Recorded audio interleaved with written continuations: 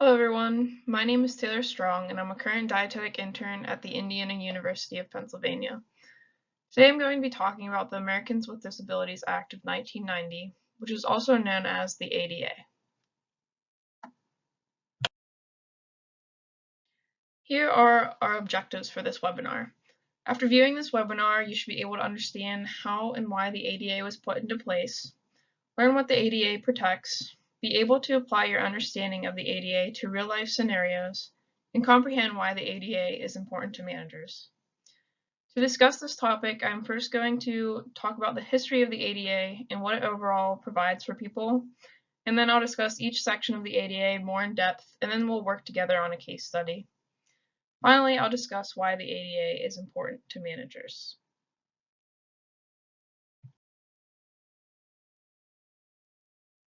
The formation of the ADA is credited to a man named Justin Dart. Justin Dart was a successful businessman and had a degree in political science and history. He had a dream of becoming a history teacher, but his teaching certificate was withheld because he used a wheelchair.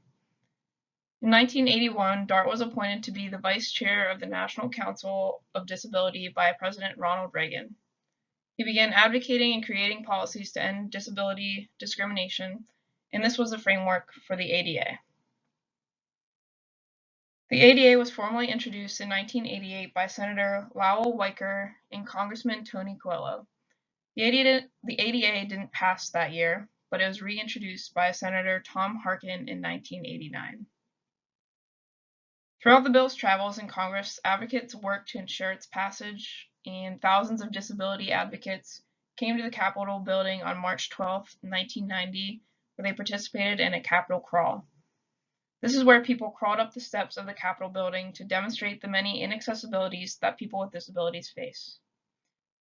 This demonstration brought attention to this issue, and the Americans with Disabilities Act was finally signed on July 26, 1990 by President George H.W. Bush. Before we talk more about how the ADA helped people with disabilities, I think it's important to reflect on what life was like for people with disabilities before this act was passed. For much of American history, people with disabilities were discriminated against. They weren't allowed to attend school, were denied employment, and many times were forced to live in institutions where they were segregated from the outside world. Many people were separated from their families as children and spent their entire lives in institutions where they were oftentimes mistreated. The ADA finally advocated for these people to have equal rights and opportunities as others. One of the most important American civil rights decisions for people with disabilities was the Olmstead decision.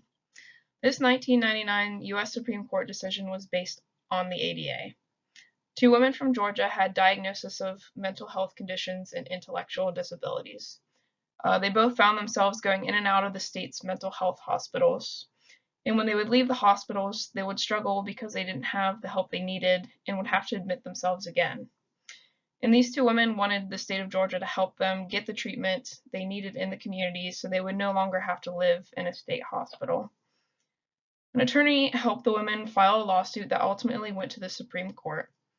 The Supreme Court agreed that the women were discriminated against by the state of Georgia by requiring them to live in a state hospital rather than giving them the accommodations they needed according to the ADA. This is just one example of the major ways the ADA has helped people with disabilities get the help they need to live a normal life.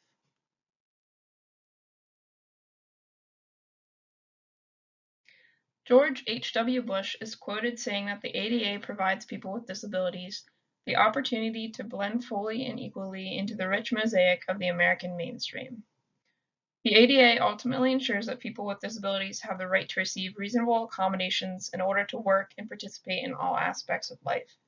This includes employment, transportation, public accommodations, communications, and access to state and local government programs and services. The ADA is divided into 5 sections or titles that covers each of these aspects in more detail. Title I covers employment and is enforced by the U.S. Equal Employment Commission. The ADA applies to businesses that employ 15 or more employees. This section is designed to help people with disabilities access the same employment opportunities and benefits available to people without disabilities. It also requires employers to provide reasonable accommodations to employees who need it to perform their job well.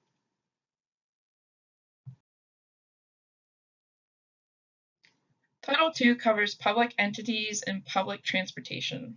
This is enforced by many government agencies. This applies to all state and local governments, their departments and agencies, and their programs. People with disabilities have equal access and cannot be discriminated against within these agencies. Title II also covers public transportation and ensures that public transportation has ways to accommodate people with disabilities so they can utilize public transportation. Title III covers public-private places of public accommodation. Basically, this is anywhere the public can go. This is also enforced by many government agencies since it covers a wide variety of areas. Restaurants, hotels, retail stores, doctors' offices, stadiums, and theaters are just a few examples of where this applies. The ADA requires these facilities to make reasonable alterations to their buildings to make sure people with disabilities can easily navigate them. This is why we see handicapped parking spaces, wheelchair accessible areas, and Braille on signs, just as a few examples.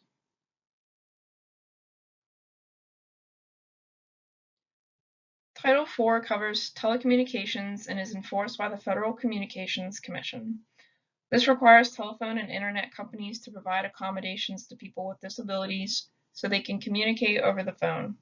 This also requires subtitles on federally funded public service announcements.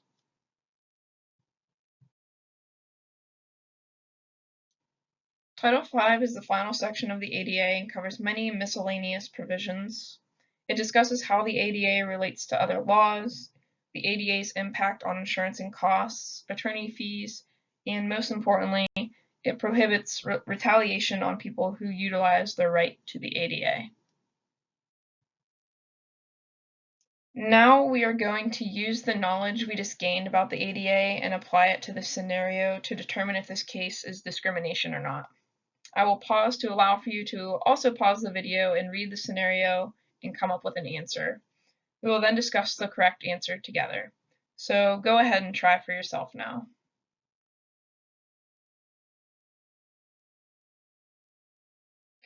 Okay, did you come up with an answer? Was this case discrimination? Yes, this case was in fact discrimination. The nurse couldn't perform essential job functions without the accommodation, therefore it was a reasonable accommodation. This case study was a real scenario, and the court found that the cost of the interpreter was also a minor cost in their multi-million-dollar budget, and they could have easily provided her an interpreter.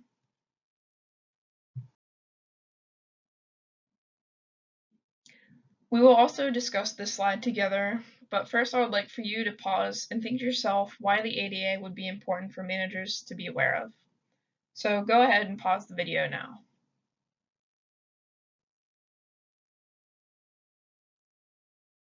Do you have an answer? There are many reasons why a manager would want to be aware of the ADA. The ADA makes sure that you can't discriminate against anyone with a disability during any part of the employment process, including applying, hiring, firing, and job training. You must make sure that those people have reasonable accommodations to help them perform their work duties. They are also entitled to the same wages and benefits as people without disabilities. It is also important for managers to be aware of the ADA to ensure that their facility is accommodating to the public as well, and they must comply with legal requirements.